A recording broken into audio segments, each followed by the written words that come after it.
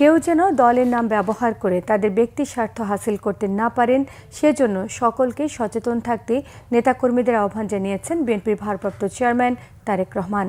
বলেন, জনগণের মধ্যে যেন বিভ্রান্তি ছড়াতে না পারে, সেজন্য দলের প্রতিটি নেতাকর্মীকে দায়িত্ব পালন করতে হবে। পালিয়ে যাওয়া স্বৈরাচার ধীরে ধীরে মাথাচাড়া দিচ্ছে সতর্ক করে যে কোনো মূল্যে নেতাকর্মীদের ঐক্যবদ্ধ থাকার আহ্বান জানিয়েছেন তারেক রহমান। কিশোরগঞ্জ জেলা বিএনপির ত্রিবার্ষিক সম্মেলনে এসব কথা বলেন তিনি। দিন পরে আমি একটি কথা বলেছিলাম যে স্বৈরাচার তো বিদায় হয়ে গিয়েছে, পালিয়ে গিয়েছে, কিন্তু অদৃশ্য শক্তি কিন্তু ধীরে ধীরে মাথা চাড়া দিয়ে উঠছে। মনে আছে আপনাদের এই কথা? আমার 1 বছর আগের কথা কিন্তু ধীরে ধীরে দৃশ্যমান হতে শুরু করেছে। আমাদের সকলকে সচেতন থাকতে হবে।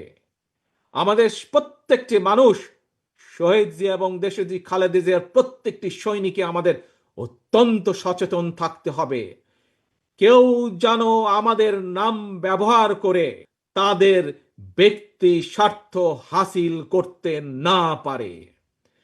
কেউ যেন আমাদের নাম ব্যবহার করে জনগণের মধ্যে আমাদের সম্পর্কে বিভ্রান্তি ছড়াতে না পারে। বাংলাদেশের বিভিন্ন রাজনৈতিক দল বিভিন্ন বিষয়ে মতামত উপস্থাপন করেছে, বিএনপি তার মতামত দিয়েছে।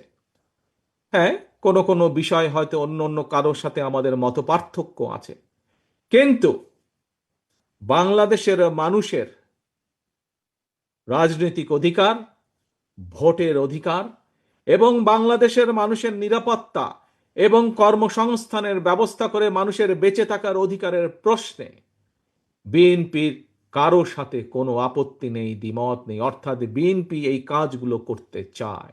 বাংলাদেশ জাতীয়তাবাদী দলের কাছে সবচাইতে গুরুত্বপূর্ণ হচ্ছে এই বাংলাদেশের জনগণ, জনগণ এবং জনগণ।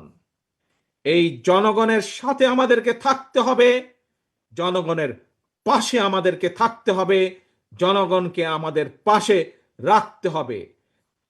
যে কোনো মূল্যে আপনাদেরকে এটি নিশ্চিত করতে হবে।